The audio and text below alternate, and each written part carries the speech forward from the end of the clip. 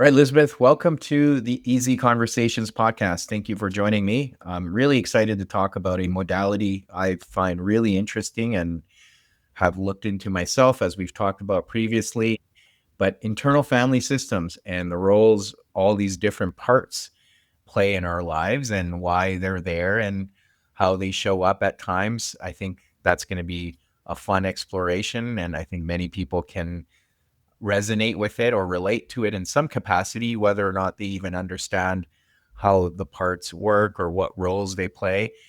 So I know we're going to touch on some of those things, but before we jump into all of that, I do want to give you an opportunity to share with the listeners a little bit about yourself and what's brought you here today. Sure. So thank you so much for having me. My name's Lizbeth. I have a practice and a website called Multiple Mind. You can find me at multiplemind.com. I am a certified level 3 internal family systems practitioner. And I've always been interested in insight, self-awareness, meditation, communication, that type of thing. And then when I discovered internal family systems, it really seemed to bring all of those things together with so much potential for healing.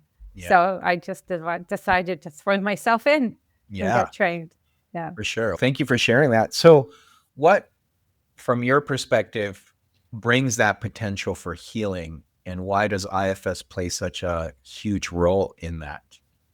So I think when I was meditating for all those years, people would say to me that awareness of what your issues are, all of that, it was half the battle. And no one really explained what the other half would entail. So I got really good at just noticing what was going on inside me. And then it just stopped there. I didn't know what to do with it. And then when I found IFS, not only did it give me hope that I could actually change things and heal what was not ideal inside me, but it actually gave me tangible ways to do that in everyday life. So there's something called the self, uppercase S, which is who we are at core, our essential essence. And we tap into that. So it isn't just about talking about our past experiences, narrating what happened, and hoping that we'll get over them. It's about connecting to self and compassionately witnessing what happened to ourselves and then healing from that space. And it's really effective and a very sweet space to be in and connect with. For sure. And on the surface, one can make the case that connecting to the self, or even the concept of capital self, can be spiritual in nature. And a lot of practitioners, especially in the IFS model, talk about even within themselves being able to connect to that self or higher self, as one may say.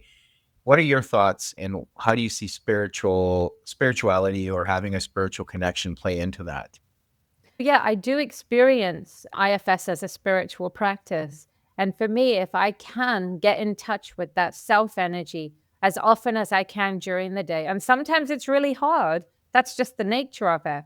But then I connect with the intention to do, and even that alone, the desire, the intention to bring more compassion into the moment can really help different parts of myself and just feel like I'm connecting with something that is within me and beyond me at the same time. Yeah. And you talked about being a level 3 practitioner. So obviously there's 3 levels, but can you talk about what that means? And my understanding is they're very intensive levels and you have to put in a lot of work, time. And so please help us understand what the process looks like to become a practitioner. Sure. So, yeah, there are 3 levels. Level 1 is basically an introduction to the model. I say basically, but it's quite long and detailed, and it does involve quite a paradigm shift for some people. Not only till I understand the concept of parts, really relate to parts, but actually learn the model and learn how to facilitate this healing space in other people. The level 2 tends to be more specialized. So it might be, for example, I did my level 2 in shame, anxiety, and depression. Some people do it on intimacy from the inside out. That's couples counseling. Other people might do it from a neurochemistry perspective. So it really just depends on what people want to specialize in. Then level 3 is more advanced training. And then it often brings in the spiritual aspect there. It's really about deepening the practice and within ourselves too. From my understanding, it's very hard to get into. There's quite the wait list. Unfortunately, there is. Yeah. Yeah. A lot of people have been on like the wait list for 5 years or something. I was really lucky. I got through all my levels in about 3 years. So that was really great Yeah. that I managed to do that. Yeah. Okay. So are we able to maybe talk about the different parts that come into play just to help ground people and what purpose these parts play and what function they serve and how can we become more aware of them? Sure. So basically, we have three different types of parts within us. And the first part is called exiles. And these are parts of us who carry burdens of pain and trauma, often from childhood. And because we weren't supported in going through those painful experiences, we often lock those exiles away inside us. And it's really scary or potentially triggering to have that pain be reactivated. And we all know what that feels like. Something really upsets us and it can really set us off. It can really feel like it's destabilizing to the system. So we have another group of parts called protectors, and their job is to protect the exile from having that pain be re-stimulated. And there are a couple of types of protectors. There's one type called managers, and they act to really keep things under control. They are proactive. They stop the pain from being reactivated. So, for example, we might have perfectionist parts or self-critical parts who keep everything going really smoothly. They don't want us to step out of line, be really perfect in the world, so that pain doesn't get reactivated. And then there are parts called firefighters, and they are reactive. So once the pain has already been activated, then they just step into action. They often take quite reactive, big measures to douse out the flames of the pain. Mm-hmm. So they might do things like substance abuse or shopping too much, working too hard, really just like big things to just calm everything down. Yeah. And it's really important to note that even if we don't like that part strategy, it has a good intention. Mm-hmm. It developed that into that role, often when we were younger and we didn't have a lot of options. We didn't have a lot of support. So what we don't want to do is get rid of these protectors. We don't want to hate them or judge them or criticize them. And that happens, obviously. Yes. But then those are other parts who are doing that judging or hating. Yeah. What we want to do is befriend these protectors, really get to know them, appreciate them. And there's ways to do this when it doesn't flow naturally, and then get their help in stepping back and letting them know that there's hope, that we can go to the exile and actually heal them so that these protectors don't have to do their jobs in the world. Mm-hmm. Yeah, no, thank you for sharing that. So one of the questions that comes to mind is, can a part in someone that's showing up trigger a part in me? Like, for example, if someone's exile is coming out, would that trigger my manager to come out? And then you could see the dysfunction playing out. Does that happen? That happens a lot. Yeah. So that's what we call conflict. When I have a part. And it's nice to just put a name to it and say, this is what's happening, because we're relating to each other from activated parts. Mm-hmm. And sometimes someone can get activated and we can just be very calm around them. And there's no moral judgment there. It's just that we don't happen to have a complementary part that is activated by that. For example, sometimes my children, they might have a complete meltdown or something, and I can be totally calm because it's my role, it's my job to support my children.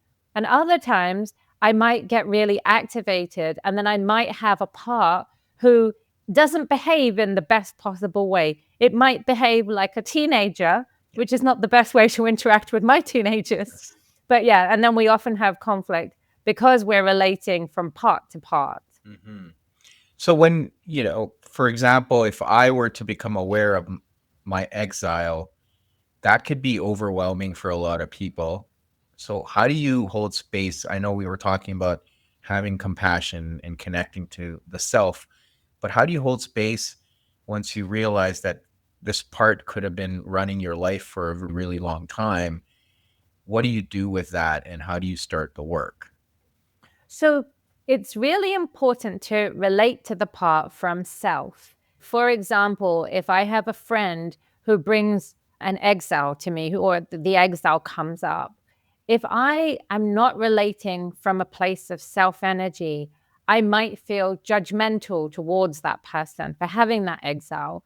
But if I can ask all of those parts to step aside and give me some space, and really amplify these qualities of self. I have this mug and I put the qualities of self on the mug to just remind me. It's like compassion, clarity, confidence, curiosity. And if we can bring more of those characteristics in, then we can like really hear what happened to that person, what activated them, what the original experience was. Mhm. So it's important to note when other parts are getting in the way, and we know that because we have somatic sensations. We might feel like tension in our bodies. We might feel annoyed or judgmental. But if we can ask those parts to step aside, then we relate to that part from a place of compassion. For sure. And I know you talked about the exiles, the manager, and firefighters. Are there other parts that are not so typical, but that can come into play as well? So I think we also just have parts Yes. who just get on with life. Right. So these are the parts that we deal with in IFS, those particular parts. But we also just have parts who like help us to function. And they may be managers, but they may not carry the edge or the energy because they are not in such intractable positions in terms of protecting exiles who really mustn't get activated. If you think about it like an orchestra, there are lots of instruments and everyone has a role in creating this beautiful sound. Ideally, we want everyone to be playing in harmony and having an integrated sound rather than a cacophony of everyone going their own way. So I think there are lots of parts, and some have those particular roles and others just help us function in life. So. Yeah, absolutely. And you talked about meditation, and there's other modalities we can use and integrate to reconcile some of these parts. Are you able to speak more in terms of some of these practices people engage in, whether it's breath work, meditation, yoga, and what benefit they can serve when you're trying to do the parts work? So I think the main benefit of all of these practices is that it brings more self energy into our days. So I think whatever people can do to bring more of that is a good thing. And it can be the formal practices like breath work and yoga. It can also be just walking in nature, journaling, dancing, music. It can be anything that makes us feel truly alive. And I think when we feel that, to really bring awareness to it and say, yes, I'm feeling this. These are some of the qualities I'm feeling. And then even extend that to different parts of ourselves. For example, I'm feeling really energized right now talking to you. At the same time, I could take some of that energy and say, okay, there was a part of me who was feeling upset earlier about whatever. I could direct it towards that part of me. So that's what we want to do, strengthen the relationship between self and parts so we can have more of that joy and courage and strength in our days. Yes, for sure. And I come across this not as frequently as most people would think, but every now and then when I'm working with people in the therapy side, you'll see people have this mindset that it's worked for me for this long. Why would I want to make changes? And what I'm referring to is bringing awareness to the exiles or even like the protector parts and trying to piece it all together. And it can be difficult at times to try to reconcile those things and bring it to your conscious awareness or even deal with it. How do you work with people when there's that resistance? The resistance is usually a protector. Yeah. And what we want to do is respect that protector and their concerns and definitely not force anything. Sometimes when people who aren't really skilled in this work, they might just push past that protector. There's the danger of something called protector backlash, which can be we've ignored the protectors and they're going to assert their authority. And there can be some just nasty reactions in life as a response to that. Yeah. So we really want to respect the protectors. What we want to do is assure them that they're the boss, because they are. They control everything. Yeah. And what we want to do is listen to their concerns. So tell them we're not going to push anything. We're not going to barge past them, and just say, hey, what's going on? Tell us about that resistance. And often that resistance can be a fear of destabilizing the system. For example, maybe the client has experienced a therapeutic modality where they did share a lot and healing didn't happen. They were disappointed. So they went through all of that and they didn't get the payoff of some healing. It could also be destabilizing to go through all of that again. It could be very disappointing. There could be a lack of trust. Mhm. So there's all sorts of reasons. And what we want to do is find strategies, find ways to move forward with the protector's permission that are genuine and, for example, going at a much slower pace, going back to the re-traumatizing experience that the person may have had in sharing and it not going anywhere, and dealing with that disappointment. Okay. No, that's really helpful. So I guess this probably the fun part, as you mentioned to me before, you wanted to do a bit of a test or kind of demo with me. So maybe we could try it out now and see how it goes. Yeah, that would be brilliant. Okay. All right. So, do you have an issue or something that's been on your mind, something that you'd like to work with? Yeah, that's a loaded question. There's a lot of issues. I think just one of the things I had been thinking about was ongoing childhood stuff, I would say. So I have a very good relationship with my parents now, and I've had to work really hard. But anytime they're visiting or I'm visiting, it can bring up a lot of triggers for me. So my parents were here. They just left last week, but they were here for a couple of weeks, and there were times where I could feel myself getting triggered at times, and often just not feeling heard again and taking it personally. Yeah. Okay. Okay. So, I would say, why don't we go back to one of those experiences and feel free to share as much or as little as you want, because sometimes we want to keep things confidential in sessions too. So, just think back to one of those instances last week when you felt activated, and just see if you can remember what was going on in your body, how it felt to not be heard, or whatever parts were feeling. Yeah, there was definitely irritation, anger, and in terms of bodily sensations, just general tightness, I would say pretty much everywhere, but mostly in my chest. Okay. And how are you feeling now in your body? I can feel some of that tightness coming back and my heart rate going up, just thinking about it. Okay. So is it okay to feel those sensations right now? The tightness and your heart rate increasing? There's a lot of discomfort around feeling it because for me, I've worked hard to not have those sensations. Okay. Yeah. So try this then. How about you ask the part, whoever's showing up as those sensations, if they would tone those sensations down just a little bit. So if, for example, it's a 9 or a 10, ask if they would dial it back to a 7 or an 8, not because they're bad or wrong, but just because it will be easier for you to be with them.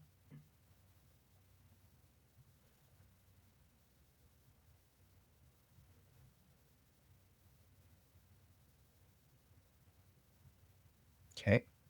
And are they willing to tone it down? Yeah. Great. So thank them for that.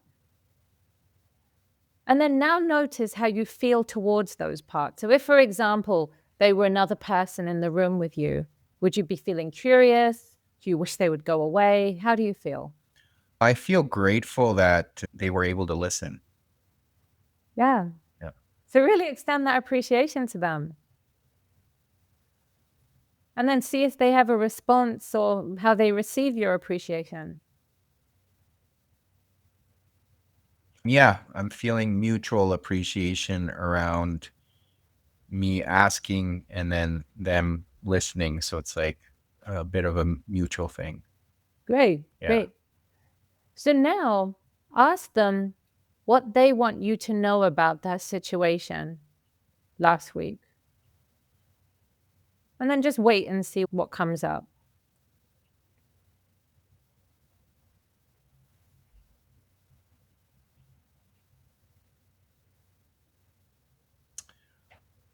Yeah, so the immediate thing that came up was it's always been this way. Okay. And does that make sense to you? Yeah. Okay, so let them know that makes sense. And then ask them if they would say more about what that's been like to have to deal with a situation that has felt so ongoing.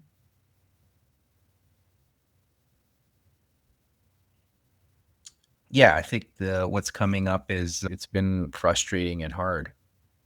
Yeah. Ask this part what they want for you.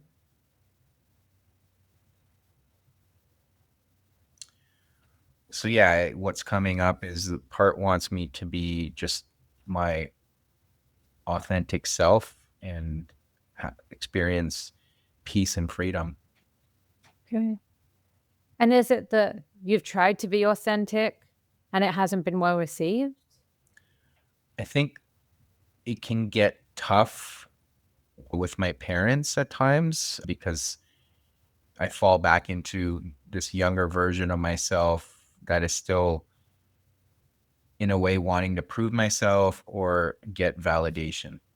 Okay. Okay. So this question may seem a bit strange, but just ask the part this. Ask the part how old it thinks you are.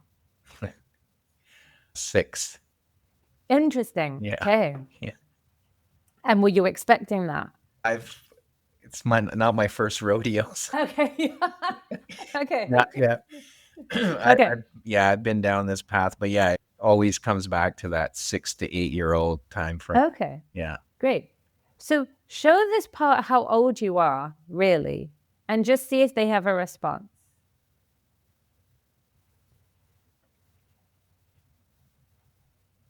There's still a bit of tension. I'm reminding that I'm in my 40s now. I can handle this. And there's a little bit of resistance and tension that I'm, Okay. yeah. So that makes sense because the 6-year-old is still inside, probably hurt. Mm-hmm. So let that part know that resistance totally makes sense. And then ask the part if you could reach out to that 6-year-old and help them, how they would feel about that.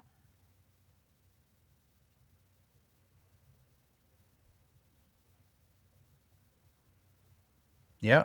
There's a willingness there. That's wonderful. Mm-hmm. Great. And just see if they have any concerns. They can step back, but still be close by.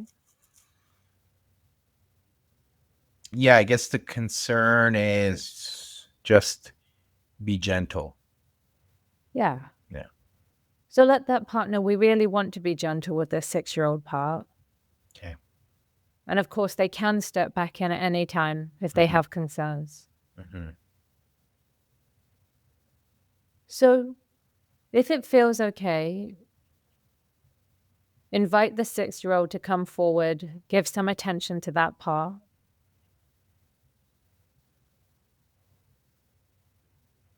And just see how they're showing up in or around your body.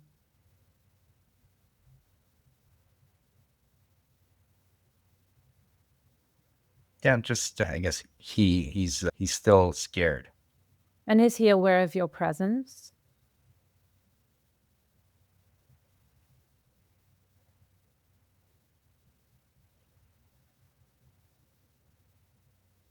Yes. And what's it like for him to have you there?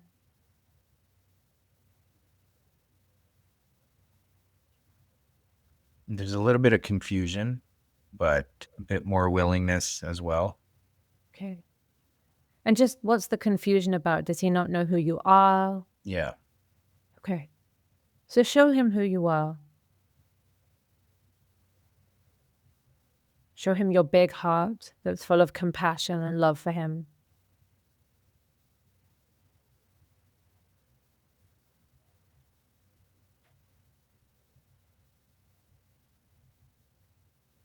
And ask if it would be okay, only if he's okay with this, for you to just get a little bit closer. Maybe hold his hand if he's all right with that.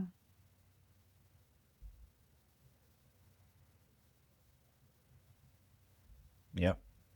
Okay. And how are you relating to him? How are you feeling towards him?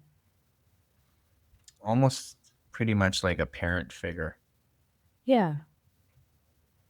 And then ask him if there's anything he wants you to know about what he went through that has led to him feeling scared, or anything else he wants you to know.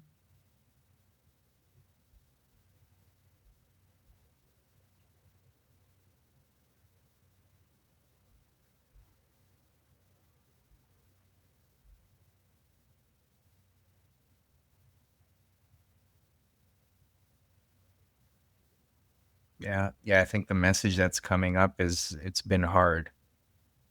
Right. And see if he wants to show you any particular memories or flashbacks.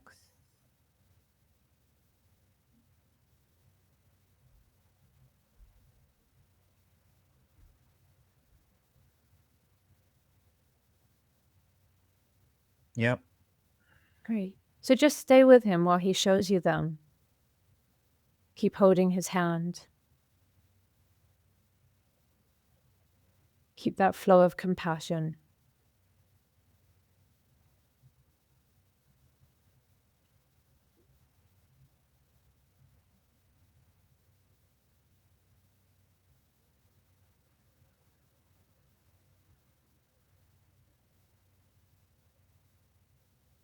And let him know that he deserved to be seen, to be celebrated.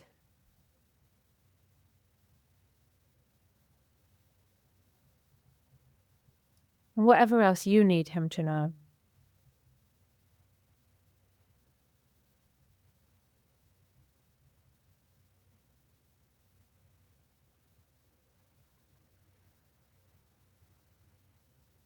And what's it like for him to receive that from you? It brings a lot of reassurance and, yeah, just reassurance and support. Good, good. And then just keep extending that openness. Ask if there's any more he wants you to know, any other memories he needs to show you.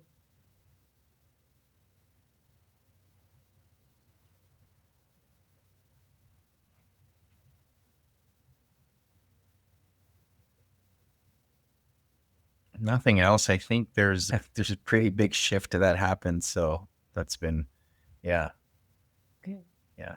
So ask him if he feels like you understand what it was like for him to go through what he did.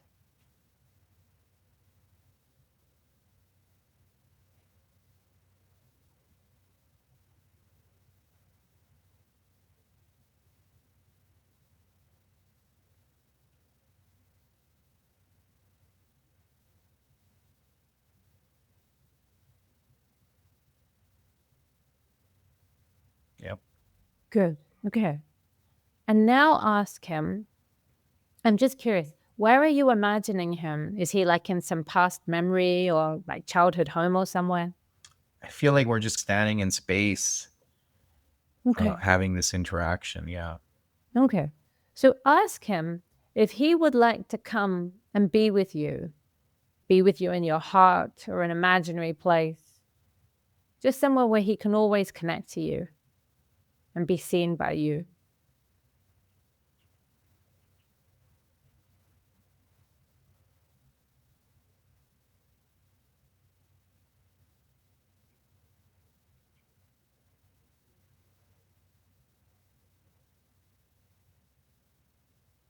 Yep. Great. So before you take him away, take him out of that place, I mean, ask him if there's anything he needs for you to do for him in the past. It might be to right any wrong that happened.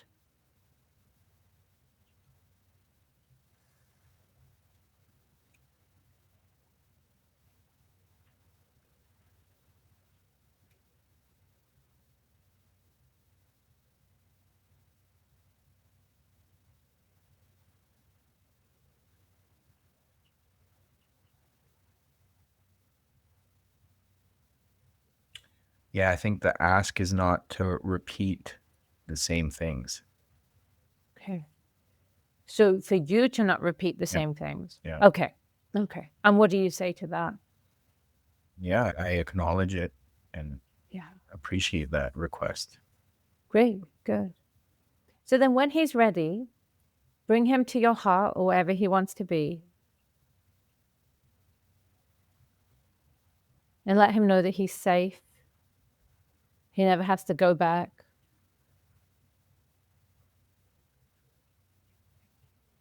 Notice what it's like in your body for him to be with you now.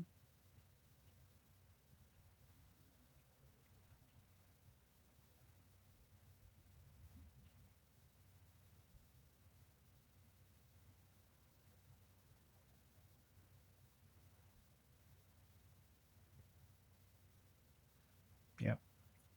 And then ask him if there's any pain or anything he's still holding that no longer serves him, that he's ready to release.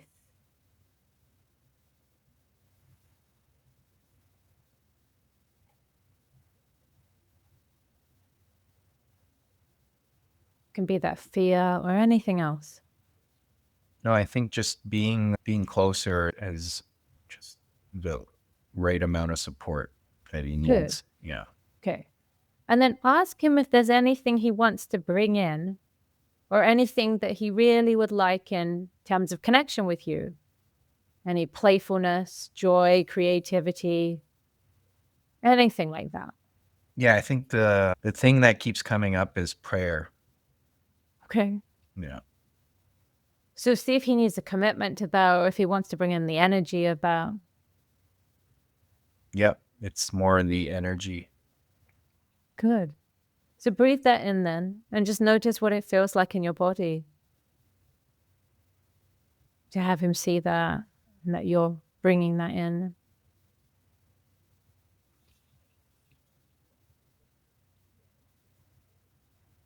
Great. And then ask him if there's anything else he needs from you right now.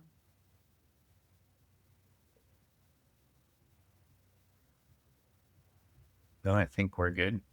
Okay. So then turn your attention now to the protector who was feeling that irritation.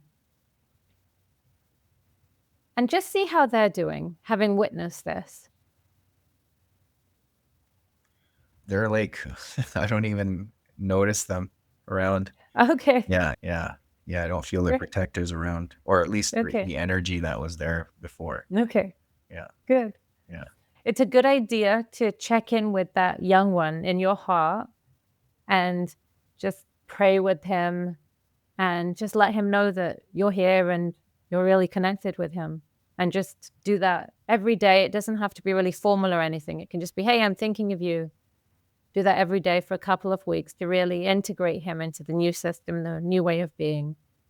And then just thank your parts for showing up.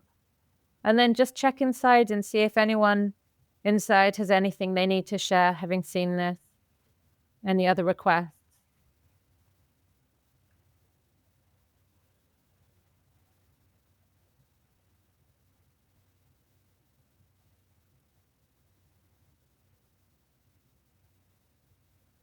Nope. Nothing else coming up right now. Okay, great. So then when you're ready, bring your attention back out then. So Yeah. how was that? That was, like I said, I've tried this before, but more from imagery perspective, not so much from IFS. So yeah, it was really peaceful. Definitely, as I shared, I was feeling the tightness, and then that immediately dissipated was as soon as I started to connect with that younger self. And then, yeah, one of the biggest shifts was just as I had asked, and I don't know, maybe I had already planted the seed, but there was this like spiritual element to it where my current self and this younger version of me just immediately connected to this divine energy and realized that this is all this was all meant to happen a certain way to be where I am today. Wow, Yeah. that's beautiful. Yeah. Good. Yeah. So that's where the prayer piece was coming in, is like Great. when things do get difficult, let's pray through it.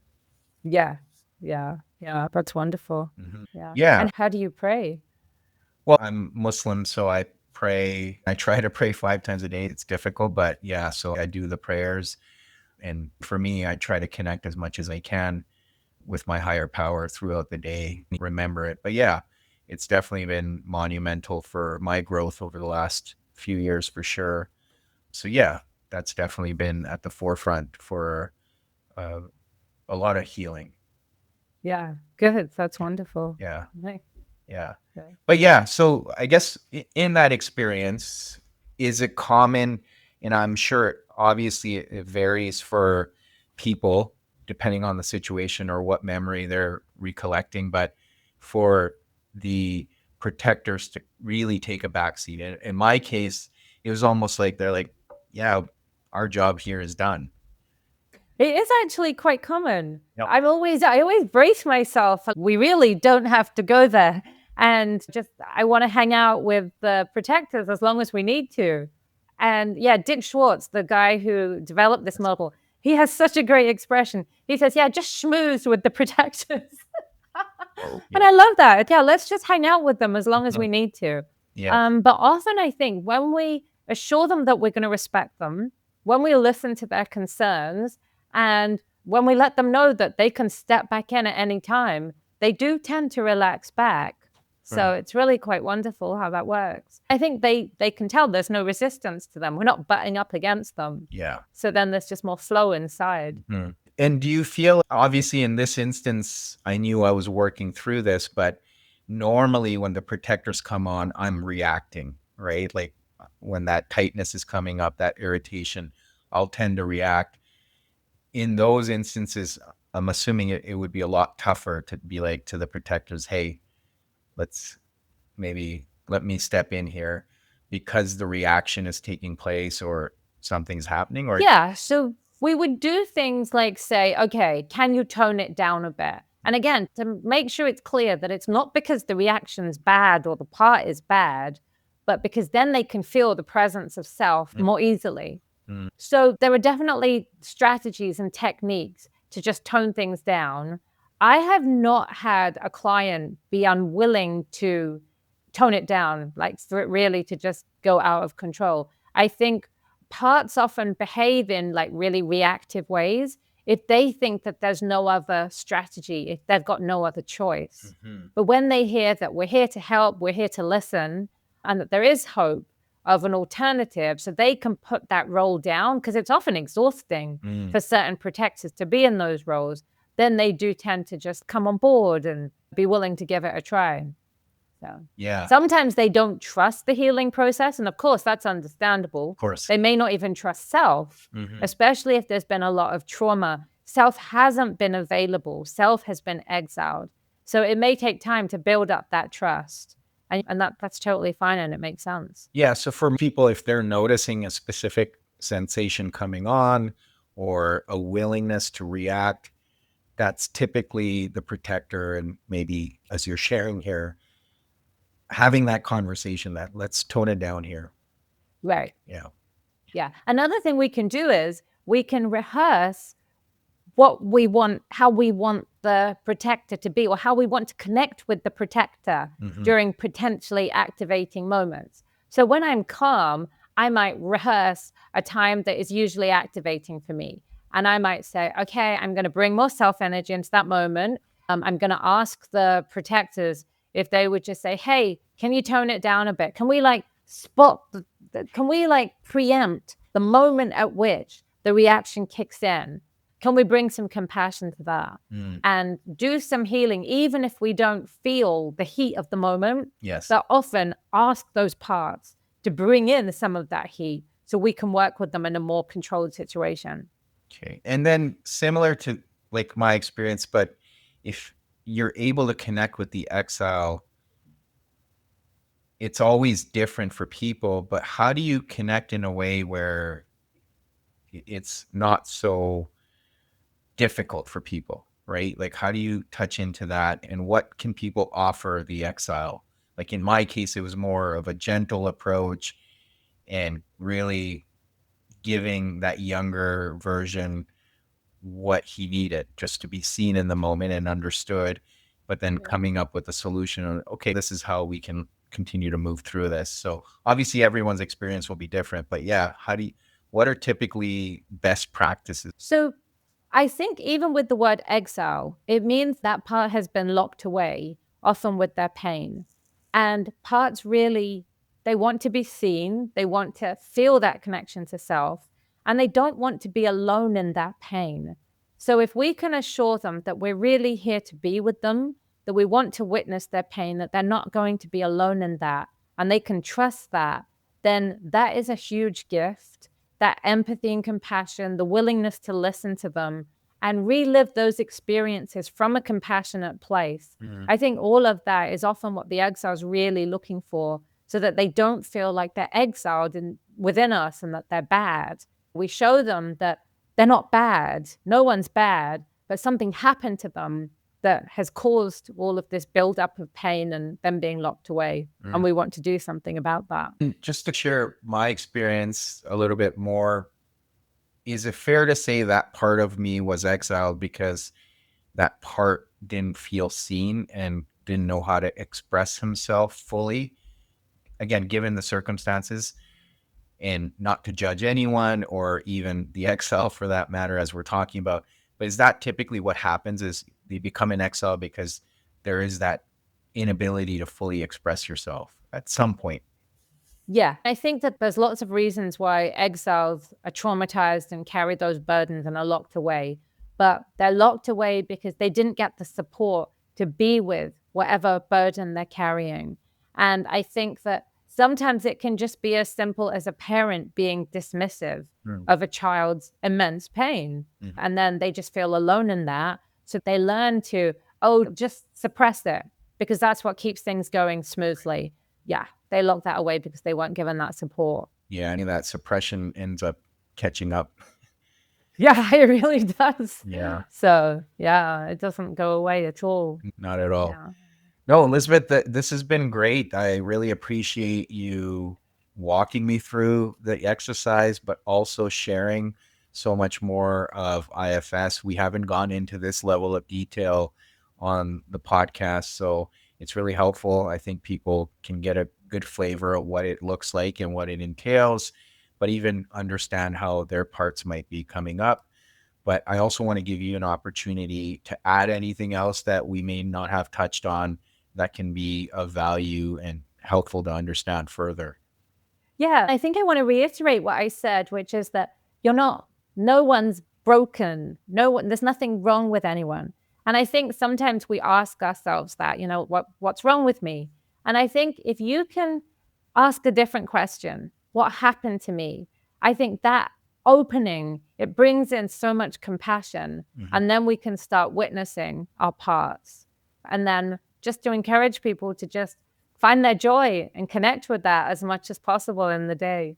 Yeah, I would like to reemphasize something that you shared early too, is connecting with that self, capital S, self energy, and whatever ways you can bring it out through your days. So tools, but there are others. And I think creative expression for me has been a huge way to connect with myself in that regard. And it's been powerful on my journey as well. So just something else to reemphasize. Yeah.